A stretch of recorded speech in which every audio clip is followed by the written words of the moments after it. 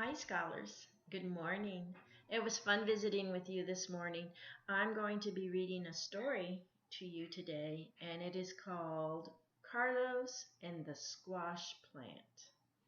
When I read this story to you, I want you to be listening for what the big idea is.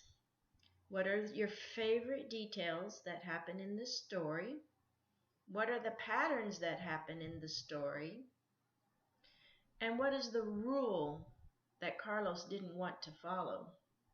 Last, I want you to ponder. Put yourself in Carlos's position. Are you like Carlos? Or are you not like Carlos? Sit back and enjoy the story of Carlos and the Squash Plant by Jan Romero Stevens, illustrated by Jean Arnold. Carlos and the Squash Plant. Carlos lived in the fertile Española Valley, nestled in the mountains of northern Mexico. His mother and father were farmers and tended a large garden plot near to their thick-walled adobe home.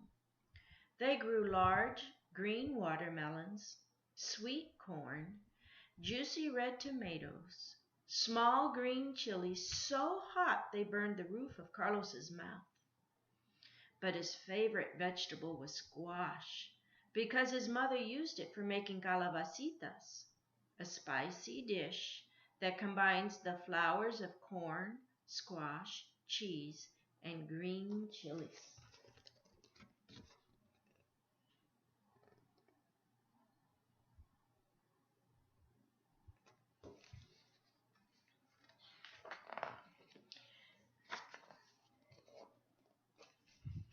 Carlos spent most of his days helping in the garden right alongside his brother and father. Together, they planted the seeds, weeded the long, even rows, and gathered the vegetables when they were ripe. Carlos worked so hard that the rich brown earth ended up everywhere, under his fingernails, between his toes, even inside his ears. But he hated taking baths, and he especially hated washing his ears. His mother would warn him, "Si no te limpias las orejas, te va a brotar una calabacita." If you don't wash your ears, a squash plant will grow in them.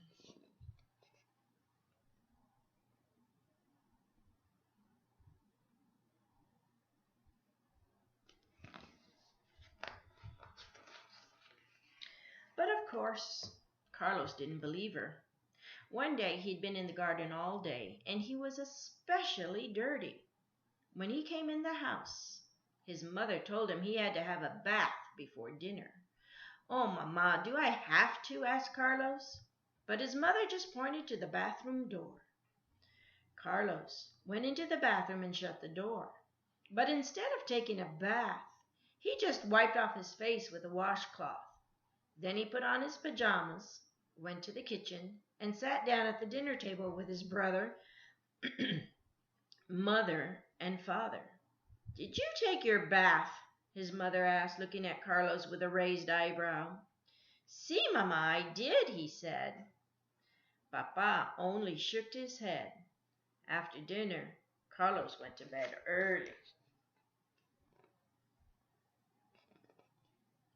Look at Carlos's face. He just does not like to bathe.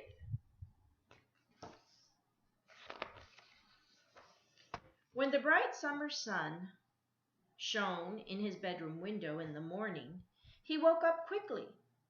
He had an itchy sort of feeling in his ear, and when he started to scratch it, he felt something strange.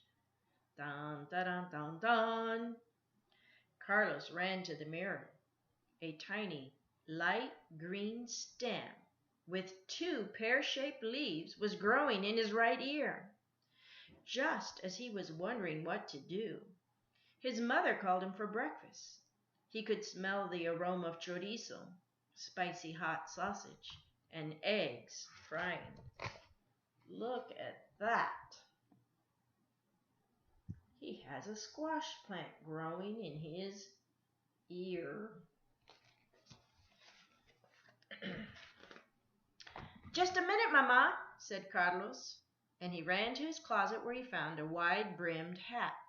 He pulled it down over both ears and walked into the kitchen. Good morning, son, said his mother. Sit down and have your breakfast. But why are you wearing your hat? Oh, it's such a sunny day today, and I don't want the sun to get into my eyes, answered Carlos. And he ate his breakfast so fast he was outside before his mother could get a second look. Carlos worked outside all morning, and he ate his lunch sitting on a branch of a huge cottonwood tree, while a thin stream of water ran beneath him.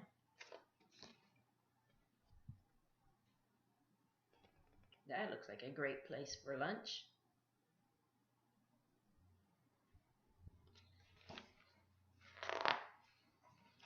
At nightfall, he came inside, and when his mother saw him, she told him to take a bath before dinner.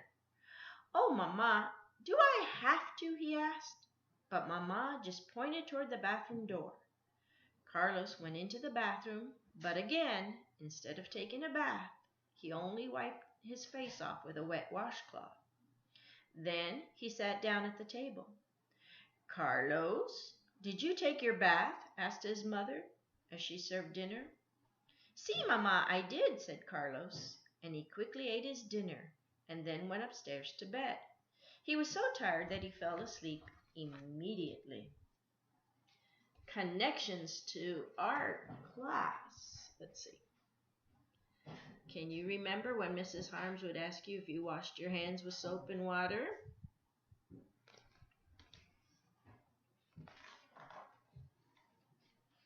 The next morning, when the sun felt warm on his face, his right ear was itching more than ever. He jumped out of bed and he looked in the mirror. The green plant that had been merely a tiny shoot the day before had grown about 4 inches in length. 3 more leaves had joined the first 2. Oh my goodness. Not a good thing. Ay, caramba, thought Carlos. But just then he heard his mother calling him, and he smelled the aroma of fresh, warm cornmeal cakes cooking on the stove. Carlos ran across the hall to his brother's room, and he found a big hat on the highest closet shelf. He pulled it down over both of his ears, and he walked into the kitchen. Good morning, son. Sit down for breakfast, his mother said. But why are you wearing that big hat?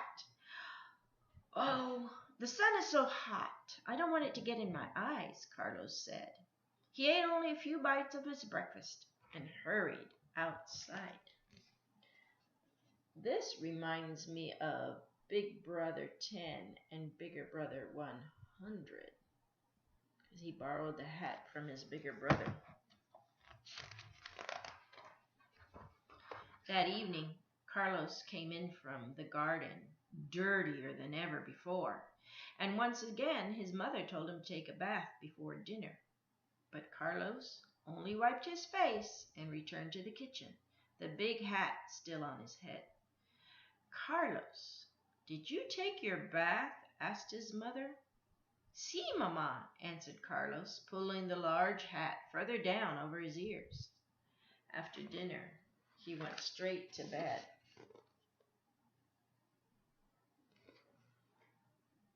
Let's see, there.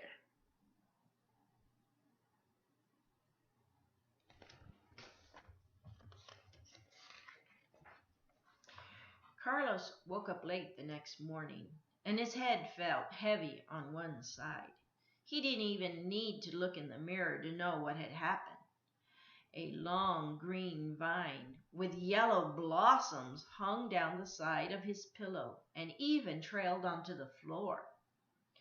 Carlos tried pulling it out. He tried breaking it off.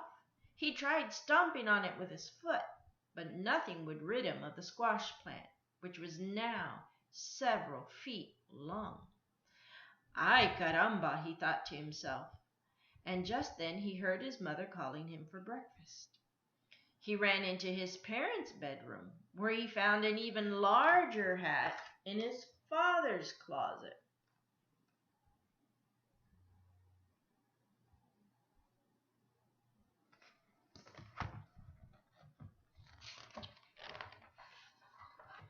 Coiling the squash vine on top of his head, he pulled the hat down over both ears. Then he walked into the kitchen. "Good morning, son. Have some warm tortillas and honey," said his mother. "But why are you wearing Papa's hat?" "Oh, it's very sunny and bright outside.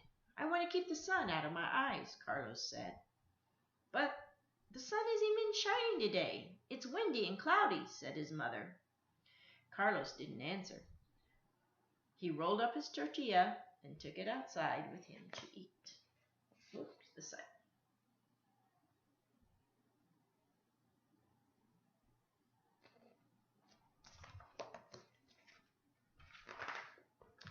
Sure enough, the weather was breezy and cool. The tumbleweeds blew down the road, and Carlos had to hold on to his hat with one hand while he weeded the garden with the other. Just as it was getting dark, Carlos let go of the hat for just a moment, and a gust of wind carried the hat down the road. Here's Carlos, let's see, right there, chasing the hat in the wind. That's a big garden.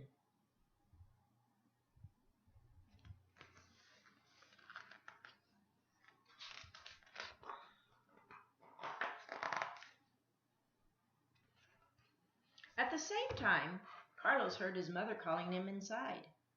Carlos covered his head with his arms, and before Mama could even ask him to take a bath, he had filled up the tub with water.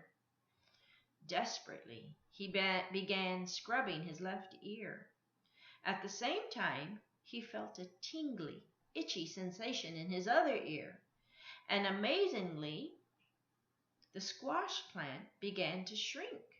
And the more he scrubbed, the smaller it became, until finally the vine had completely disappeared. Carlos dried himself off, put on his pajamas, and walked to the kitchen, where he sat down for dinner. Look at his face. He's so happy.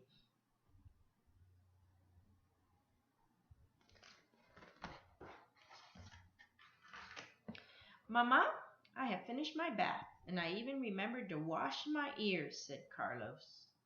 "You are a good boy, and for you I have cooked your favorite dish, calabacitas," his mother said, and she put the steaming plate down in front of him.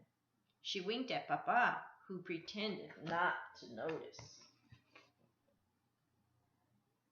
Phew! Life is good again. The end.